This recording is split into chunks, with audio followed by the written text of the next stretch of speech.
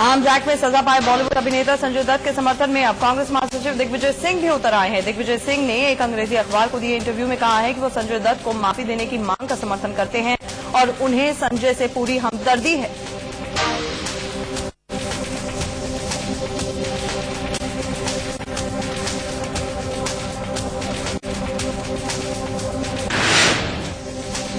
संजय दत्त की सजा माफी का समर्थन कर रहे दिग्विजय सिंह बीजेपी के निशाने पर आ गए हैं। बीजेपी नेता बलबीर पुंज ने कहा है कि दिग्विजय हमेशा आरोपियों की ही तरफदारी करते हैं। में भी दिग्विजय सिंह जी ने वही लाइन ली है जो पहले लेते हैं और उनकी सहानुभूति जो आतंक का शिकार होते हैं उनके साथ नहीं होती, जो आतंकवादी घटनाओं में शामिल होते हैं या किसी न किसी तरीके से उनका लेना देना होता है।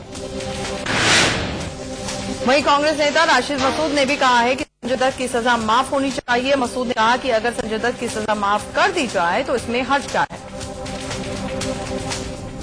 शोहरत याफ्ता लोग होते हैं या सेलिब्रिटी आप कहिए वो होते हैं तो उनकी बात प्रेस भी उछालती है, अखबारों में भी आती है, जो बेचारा आम आदमी होता है उसकी नहीं आती है। लेकिन ये जो प्रोविजन है कॉन्स्टिट्यूशन में, इसका मतलब है कि इस्तेमाल के लिए तो है, ये माफी के लिए तो माफी। शारदा और द्वारिका पीठ के शंकराचार्य स्वामी स्वरूपानंद जी महाराज भी संजय दत्त की माफी का समर्थन कर रहे हैं। इंडिया न्यूज से खास बातचीत में स्वामी जी ने कहा कि अगर संजय दत्त को माफी की गुंजाइश है तो उन्हें मिलनी चाहिए। ऐसा है कि अगर माफ करने के अधिकार कुछ लोगों के हैं आज के संविधान के अनुसार और वो उसकी पात्रता उनमें देखते हैं।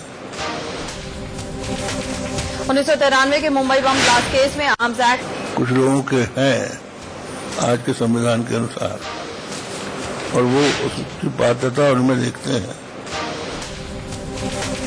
1993 के मुंबई बम ब्लास्ट केस में आर्म्स एक्ट में दोषी संजय दत्त की सजा के ऐलान के बाद उनके चाहने वाले लगातार उनके घर पहुंच रहे हैं। इसी कड़ी में उनके दोस्त यूसुफ नलवाला भी संजय से मिलने के लिए उनके घर पहुंचे। यूसुफ नलवाला वही शख्स हैं जिन पर संजय के घर रखे हथियार ठिकाने लगाने के मामले में सजा उन्हें हुई थी।